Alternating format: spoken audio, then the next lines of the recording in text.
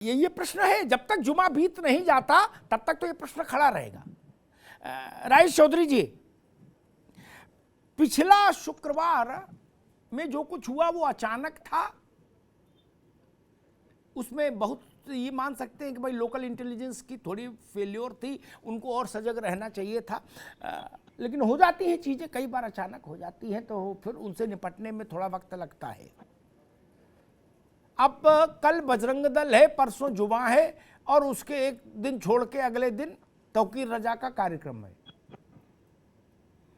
उत्तर प्रदेश में पारा गर्म हो जाएगा, वैसे ही 42-43 डिग्री टेम्परेचर है। राजेश जी, देखिए पिछले शुक्रवार को जो कुछ हुआ वो घोर निंदनीय है और इस तरह से मस्जिद में जुमे की नमाज अदा करने के लिए लोग आएंगे, इबादत करने के लिए आएंगे, तो शांति और उसका संदेश देने के लिए लोग आते हैं, अपना धार्मिक उनका अधिकार है वहां करने के लिए आते हैं। उसके बाद हिंसा भड़केगी। आप समझिए, जब मंदिर से निकलता है कोई व्यक्ति श्रद्धा भाव से ओतप्रोत मंदिर के अंदर पूजा करके जब निकलता है, उसके कैसे भाव होते हैं, और जब मस्जिद के बाहर वो आकर के एक आताताई के रूप में आ रहा है, तो ये किसी की कल्पना में नहीं था। सरकार, उत्तर प्रदेश की सरकार पूरी तरह से मुस्तैद थी, उनको उन्हीं की भाषा में जवाब भी दिया गया। जो गुंडे मवाली रोड पे आकर के आतंक फैलाने की कोशिश कर रहे थे, समाज के अंदर उपद्रव करने की कोशिश कर रहे थे, उनको ठीक से इंतजाम उनका किया गया। उत्तर प्रदेश की सरकार चुप नहीं बैठी। अब दोबारा से जुम्मा नहीं दोहराया जा सकता है। कम से कम योगी जी के शासन में ये संभव नहीं है। यदि किसी के दिमाग में ये हो कि हम लोकतंत्र को बंधक बना लेंगे, हम सरकार को डराएंगे धमकाएंगे, तो वो अपना गलती दूर कर ले। हमसे ठीक से शासन प्रशासन चलाना आता है। और जहां तक बात कर रहे हैं बरेली की, तो बड़ा प्रवचन दे रहे थे कि शांति से आएंगे, प्रदर्शन करेंगे, महिला बच्चों को लेकर के आएंगे। अरे मान लो आप किसी की बात से सहमत नहीं हो, नूपुर शर्मा ने सही कहा गलत कहा, मैं उस विषय में नहीं जाऊंगा। आप पर भी लोकतंत्र है, तो आपको भी शांतिपूर्वक अपना धरना प्रदर्शन करने का अधिकार है।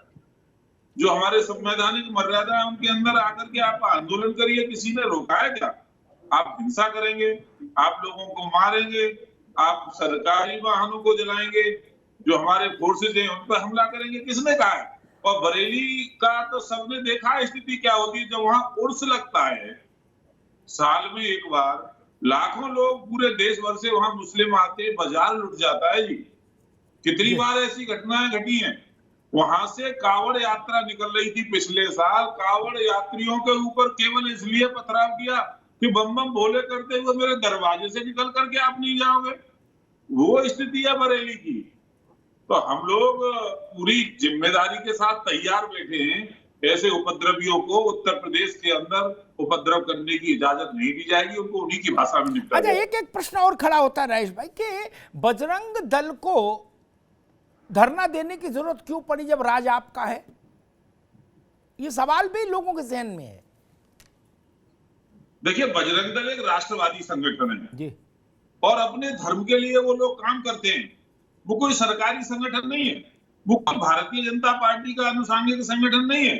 उसकी अपनी विचारधारा हो सकती है, वो शांतिपूर्वक धरना दे रहे हैं। उन्होंने घोषणा की है कि हम जिला केंद्र पर जाएंगे, शांतिपूर्वक धरना देंगे, कीर्तन करेंगे, भजन करेंगे, राष्ट्रपति के नाम या राज्यपाल के नाम, संबंधित जो अधिकारी उनके नाम ज्ञापन देंगे।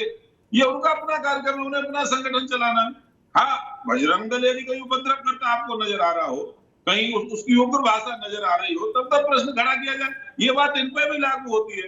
अब ये नूपुर शर्मा की बात से सहमत नहीं थे, तो कानून अपना काम कर रहा है, संविधान अपना काम कर रहा है। कानून के दायरे में रह करके इनको अपनी बात कहनी चाहिए थी। उनके खिलाफ FIR जगह जगह इन्होंने की और तमाम प्रकार के। ये आप कैसे कह दोगे देश की वो सम्मानित महिला है, उसका गर्दन काट देंगे, रेप करेंगे, क्या क्या नहीं कहा। आप सोचिए, ये हमारे देश का अपमान नहीं है, ये महिलाओं का अपमान नहीं है, ये हमारा अपमान नहीं है। अब किसी को रेप की धमकी दी जा रही होगी जी, तो ये जो धार्मिक गुरु यहाँ बैठे उनकी जिम्मेदारी नहीं बनती कि उसकी निंदा करें। एक शब्द इनके मुंह से निकला, उनका पुतला बना करके आप टांग दोगे और ये दिखाओगे कि हम इनको फांसी पर चढ़ाएं। किसने अधिकार दे?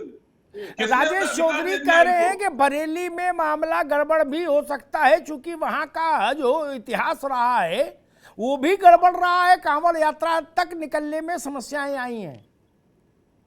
कैसे सुनिश्चित करेंगे, कैसे आप इस बात की श्योरिटी करेंगे कि बरेली में सब शुक्र और जुम्मा और इतवार दोनों शांतिपूर्वक संपन्न हो?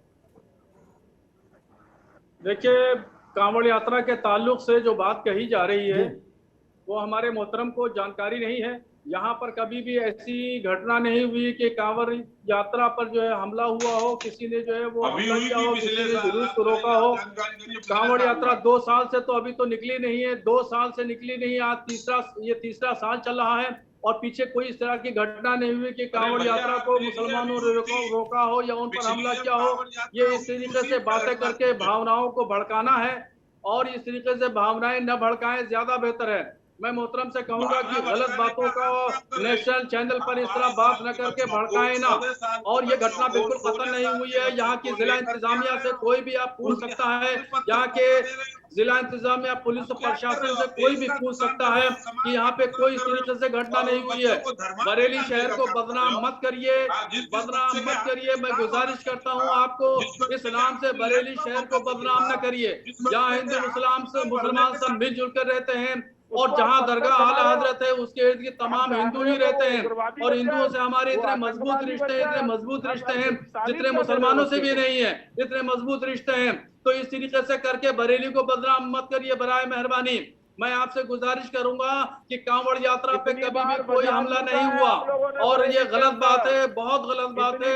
इस तरह करके बरेली को बदनाम कर रहे हैं आप। और अगला जो एहतजाजी जो धरने की बात है, इंशाल्लाह बहुत इत्मीनान रखिए, आपको चिंता होने की जरूरत नहीं है। यह हमारी चिंता है, हमें फिक्रमंद होना चाहिए। हम बरेली के रहने वाले हैं, बरेली के नागरिक हैं। आप इतनी दूर के रहने वाले हैं, आप बरेली में नहीं रहते हैं, बहुत दूर रहते हैं। हम बरेली के रहने वाले हैं। बरेली शहर की शांति की जिम्मेदारी हमारी है, यहाँ अमन कायम करना हमारी जिम्मेदारी है, आपकी जिम्मेदारी नहीं है।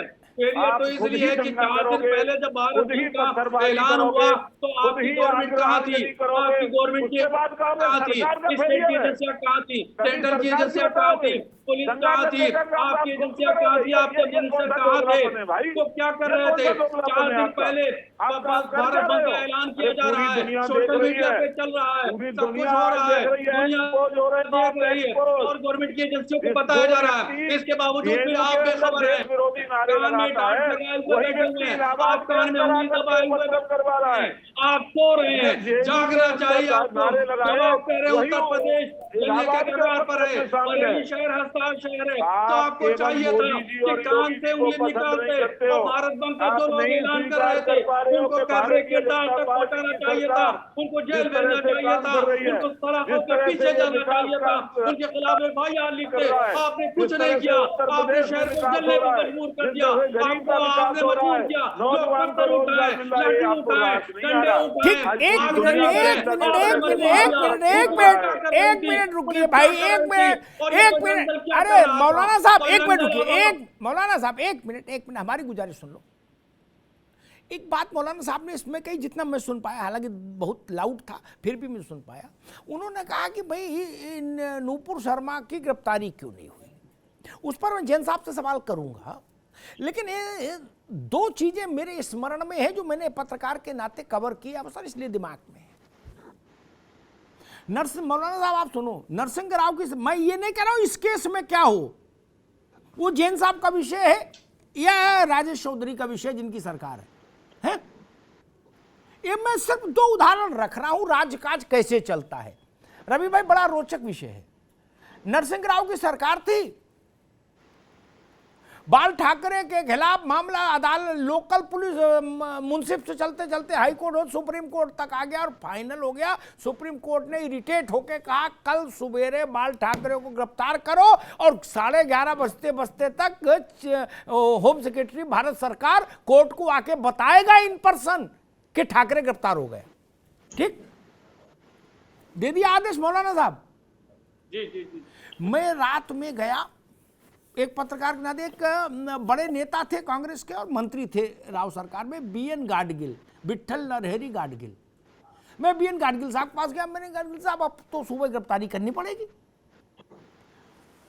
उन्होंने कहा, कोर्ट ने कहा है ठीक है, हम कोर्ट को जवाब देंगे, हमको क्या करना है। बोले लेकिन गिरफ्तारी करने का मतलब तो फिर मैंने मतलब, बोले बड़ा बदमजगी हो जाएगी, महाराष्ट्र में मुंबई में हिंसा होगी, दिस होगा दैट होगा, तो मैंने मतलब गिरफ्तारी नहीं होगी। बोले नहीं, लिखना नहीं, हम देखेंगे।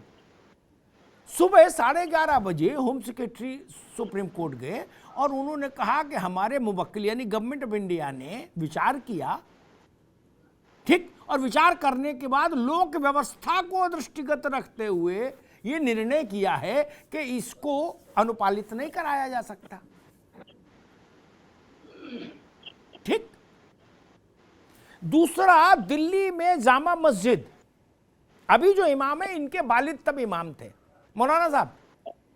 जी जी, तो बुखारी साहब, बड़े बुखारी साहब, हाँ जी जी, तो उनके खिलाफ मेरे ख्याल से 35-40 वारंट दिल्ली में घूम रहे थे इधर उधर।